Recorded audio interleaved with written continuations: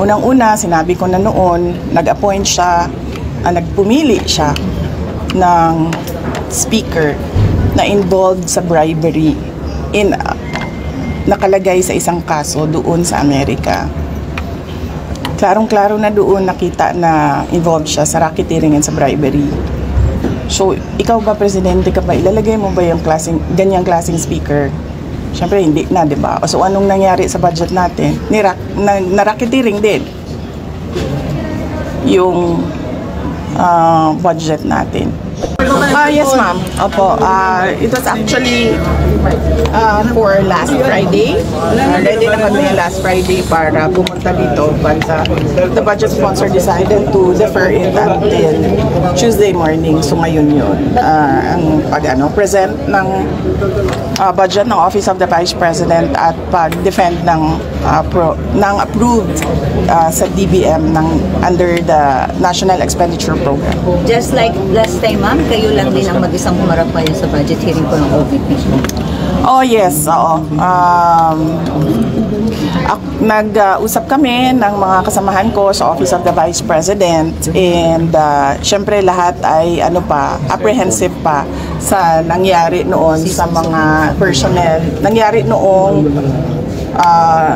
committee hearing sa House of Representatives sa mga personnel ng Office of the Vice President na ang daming kinabahan, ang daming nagka-anxiety, ang daming nagkasakit. So sinabi ko sa kanila na it is best kung ako na lang yung aharap sa budget hearing ng Office of the Vice President. Next question, Marian. VP, yung 7.4 million pesos po na binanggit niyo, security personnel po, na public funds po ba galing?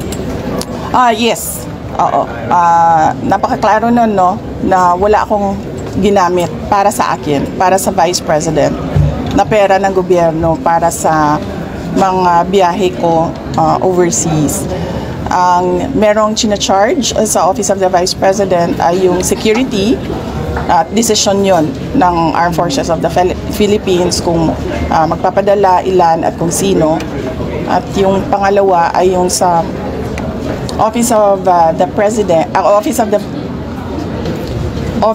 of the Vice President personnel na sumasama kapag meron akong events at activities for the Office of the Vice President. Ma'am, you were given an option earlier kung pwede niyo i-waive yung parliamentary immunity, but you opted to answer the questions anyway. Why po? Yes, oo. Ano nga ba yun?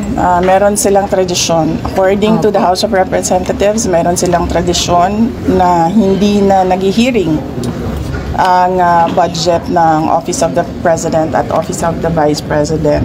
Pero kanina tinatanong ako kung i-waive ko ba yung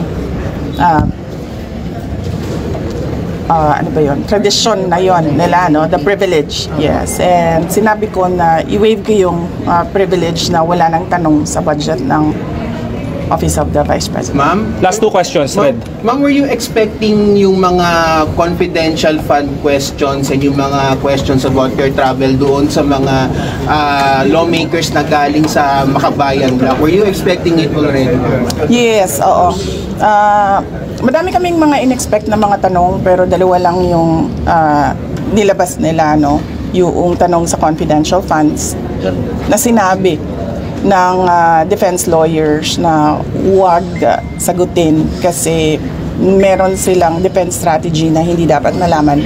Ma'am, pero yun nga ma'am, you expected po ma'am na parang dalawa lang yung Makabayan pero yung minority po ma'am had to offer your privilege, parang nirespect nila na hindi na sila magtatanong. So ano po reaction po niyo na yung almost all of the minority block po ma'am hindi na rin po nagtanong aside from ng Makabayan?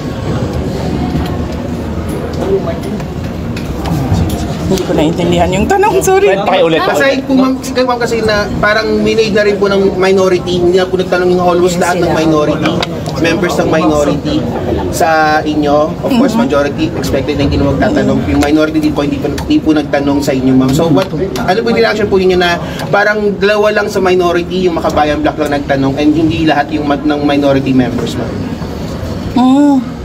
wala akong feelings or reaction sa doon. Ma'am, why do you Last- think the House last question. Appropriations Panel extended parliamentary courtesy to you this year? This time. Because last year nga po, medyo nagkaroon ng intense scrutiny over your over alleged secret fundraising. Why do you think? Hindi ko alam. You have to ask the House of Representatives kung anong iniisip nila. Ma'am, Pero kanina you may- mentioned that you were Last question to. answering kasi Ayun naman, subject minsan lang tayo nagaganito. subject of an impeachment trial po. Ma'am, are you still expecting na matutuloy siya or are you still preparing your defense? Oh yes, kasi kung hindi man yan matuloy ngayon, 2025, I'm sure mag-file yan 2026, mag-file yan 2027, or even siguro 2028, right before the presidential elections. So, this is all about the presidential elections of 2028. Ma'am, how do you react to criticisms about your travel expenses when you don't bring home po travel investment pledges? Oh, I'm sorry, again, wala akong kinuhang pera ng gobyerno sa mga biyahe ko abroad. Okay. Ma'am, babalik kayo Next dito topic. sa plenary Mel. deliberations. Babalik po kayo sa plenary deliberations. So, support po ba kayo sa kay Kong Jose Alvarez sa plenary deliberations ng budget niyo? Ay, pinag-iisipan ko kasi naaawa ako sa kanya eh. Naawa ako kasi he's already 81 years old and kanina, nasistress na siya. Kaya pinapatawa ko. Malihog, ma'am, kamusta po? Tingnan natin kung kung nandyan pa yung awa ko sa kanya by the time na schedule na ng plenary. Ma'am, si Pia, Marian? po kanina, ma'am, binabanatan ka or medyo mas mabait sila sa'yo this time? Kasi yung word kanina ka na gano'n nag-react sa Banat yun. Banat talaga yun. Maganda lang magsalita. Magaling lang magsalita yung dalawang nagtatanong. Hindi sila tulad nung dati na paano bang description ng paano yung mga Magkagulan. It was just, Oo. more tame this time. Oo, kasi 'di ba? Hindi naman sila nagtatanong about sa budget eh. Nagtatanong sila about sa confidential funds at sa travel. Eh sinabi ko na nga wala naman akong kinuhang pera ng gobyerno para bumili ng ticket, humingi para sa hotel, para sa representation per dime, wala naman akong kinuha sa gobyerno. Ma'am, were you expecting an atmosphere a while ago na gano'n na magiging scenario or you prepared for a more intense sagutan sana kung sakali? Were you surprised na gano'n lang kanina? Far from the last time you were Hindi lang yun naging intense kasi hindi ako bumanat. Last time kasi, bumabanat ako kaya naging intense siya. So kanina, naisip ko, pamanatan ko ba ito sila o hindi? Why, ma'am? Ba't nga ba hindi? Ba't nga po? Naaawa ako kay Congressman Pepito Alvarez kasi he's 81 years old and I do not think that he can handle the stress of an intense and heated budget hearing. Marian. Kamusta po? Tumawag siya last Friday. Monday ngayon. Hindi siya tumawag kahapon. It's Tuesday now, ma'am. Last Friday siya tumawag. He's okay. Paano okay? Can you elaborate ba? He's okay. Nag-usap kami about politics. Nag-usap kami about flood control. Nag-usap kami about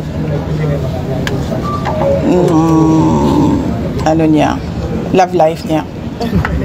So updated po siya sa mga nangyayari ngayon, like nabanggit niyo nga po flood control issue. Ano pong nasasabi niya? Kasi bawal ako mag-discuss ng kung anong pinag-uusapan doon sa loob eh. So hindi ko masabi kung anong sinasabi niya. Okay, next question. Any more? Pero nakababahala kasi parang ang sinasabi kasi ni Attorney Bonfan, he's unfit now. That's why we kept on asking how is really the former president kasi di ba parang kaya po na-defer ang kanyang supposedly confirmation of charges because of his health and medical condition. Sa tingin ko naman, merong mangyayaring hearing sa competency. So, antayin na lang natin yung mga experts. Both sides, sa ICC, sa prosecution, sa defense side. And I'm sure maglalabasan yung mga experts para sabihin kung ano yung problema. Okay. Ma'am, were you able... So, let's, Marian. He is well, ma'am. he is fit to stand trial? Ay, naku, hindi ako expert sa kung ano dapat ang kapasidad ng isang witness or ng isang accused. Pero ma'am, sa conversation niyo, sharp pa rin po bang mag-ano po sa pag-iisip mo si former president? Sige, antayin na lang siguro natin yung hearing sa competency kung meron man. I'm sure masasabi ng mga experts kung ano yung nakikita nila. Ma'am, were you Next able question. to see former Vice President Robredo when you visited Naga po? Did you have the chance? Kasi ganito yun. Noong nagkita kami ni Vice President Robredo sa bahay niya, alala nyo, hindi naman odd yun. Hindi odd yun sa akin kasi binibisita ko talaga yung mga former vice presidents. Nag-courtesy call ako sa kanila, nagpapakilala ako. Sinasabi ko kung ano nangyayari sa opisina, ano yung projects ngayon, mga ganon, updates. At dahil doon, binanatan si Vice President Leni Robredo ng mga kasama niya, mga yellow, mga pink, particularly ni Senator Trillanes. At hindi ko kasi gusto yung naggaganon yung isang former vice president. Being a vice president, ayoko yung ginaganon ang mga former vice president. So, for this visit sa Naga City, nagdesisyon ako na wag kami magkita para wala nang masabi ang mga tao about former Vice President Leni Robredo. Haji. Usap po kayo. Usap kayo. Hindi man, wala kaming numbers sa isa't isa.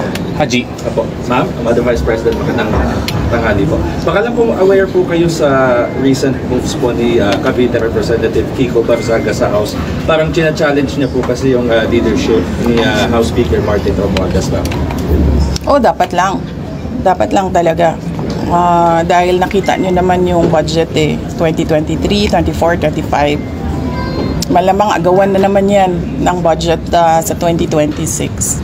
At lahat yung mga past budgets natin, nakita natin na it was under the leadership of Speaker Martin Romualdez. Ma'am, dahil hindi mamatay-matay yung issue ng ouster attempt dito sa Kamara, kayo po ba may personal po ba kayong bet for the speakership? Wala, hindi ako, masyadong madami kaming inaasikaso sa Office of the Vice President para ko isipin kung anong nangyayari sa House of Representatives. Other matters, ma'am, baka mayroon din po kayong comment dun sa independent commission po ng Pangulong composition. Baka may any comment kayo, ma'am? Pag ikaw presidente ba, tapos alam mo na kung anong nangyayari.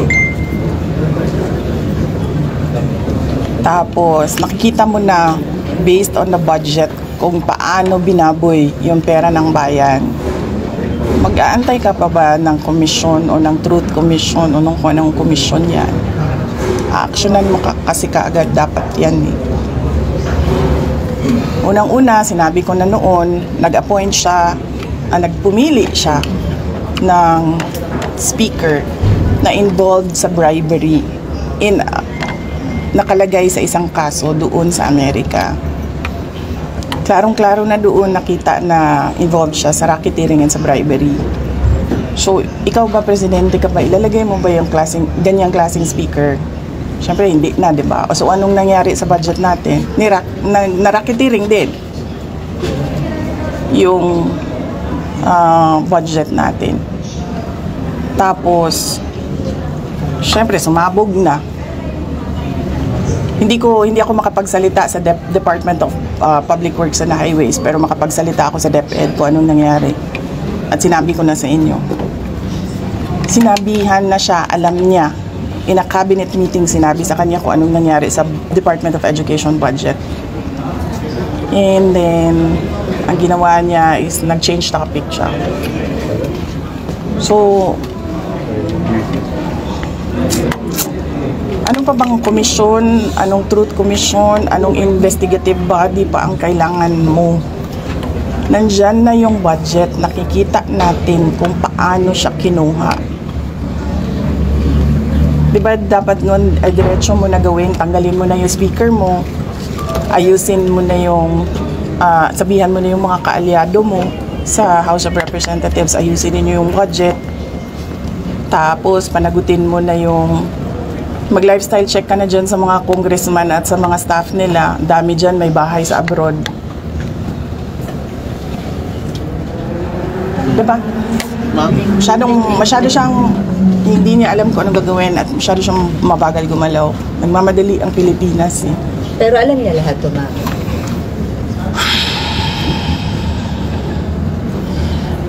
Alam nga nung bata na nakikinig lang at nanonood lang ng balita at nagbabasa lang ng budget. Presidente pa, hindi niya alam. Pero ma'am, di ba too late na po ba yung ginawa ni BBM, and of course, dapat po ba talagang kasuhan na si Speaker and si Sandy ko sa mga ginawa nila? Actually, hindi na nga siya too late eh. Nothing na nga siya eh.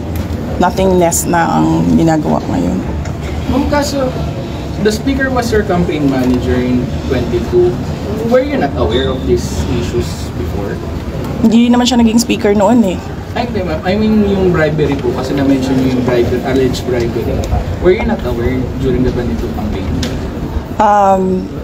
I do not remember the exact time kung kailan ko nalaman yung case doon sa United States kung saan nabanggit yung pangalan niya sa pagtatanggap ng bribery for the cases that were filed here in the Philippines. Pero hindi naman kasi ako ang pumipili ng speaker eh. Ang pumipili ng speaker ay ang presidente. At naging campaign manager lang naman siya by default eh kasi siya yung president ng partido ng Lakas. Ma'am, yung umupo Any more questions? po sa Senate, ma'am. Senate po, ma'am. Sa Senate. Ano naman? Hindi naman tapos yan. Meron na namang Senate. Sinabi niya ni SP kahapon, napaka na lang daw ito ng minority. Kaya medyo napikong si Senator Bato. Nagkaroon ulit ng heated argument yesterday. Hindi ko rin sinusundan kung anong nangyayari sa Senate. Pero nandun ako bukas, sabihan niyo yung mga kaibigan niya sa Senate. Hindi for budget hearing. Meron lang akong bibisitahin na senador. Sino po, ma'am? Ay, hindi ko pala banggitin yun kasi baka tumagal ako doon. Mamadali ako. May isa lang. Si Senator Amy? Amy, ma'am. Hindi. Si Senator Amy. Senator Amy, katext ko yan araw-araw. Senator Robin. Hindi si Senator Robin. Magkikita kami sa rally sa Japan. May rally kami doon. Ay, tuloy yun, ma'am, yung 20 at 21 po. All right, so bago na tuloy kayo. Thank you. Thank you, Thank you. Ma'am, thank you po, ma'am. Thank you po.